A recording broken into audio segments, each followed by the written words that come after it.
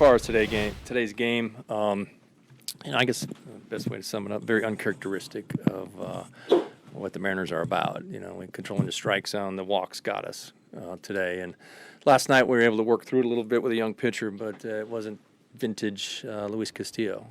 He was just off a little bit today, and they took advantage of it. Certainly, you look back in the third inning, you got 2 out with the man on first, and then they got an infield hit. They're able to string some hits together with a few walks sprinkled in there, and we got behind the 8 ball. But offensively today, we've seen a lot of Andrew Heaney over the years.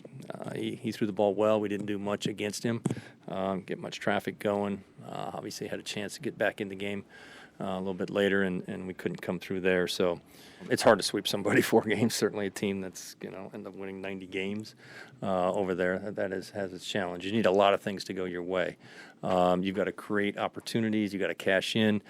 And again, our calling card is dominating the zone, throwing strikes. And we did not do that against a good offensive team. And eventually it's going to catch up with you, and that's what happened today. A lot of teams that, embarked on the month of September and said, okay, if we do this or if we play this way, or we continue to play the way we're playing, we're going to be in great shape. And I know we felt that way as well, but it flipped.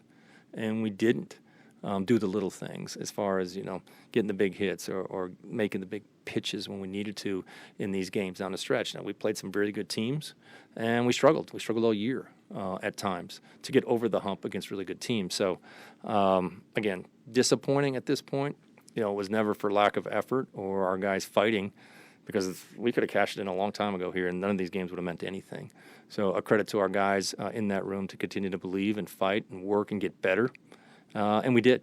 We did flip the script, what could have been a really disappointing season. So nobody's happy right now. But at the end of the day, one team goes home happy. A lot of teams are going to go home disappointed.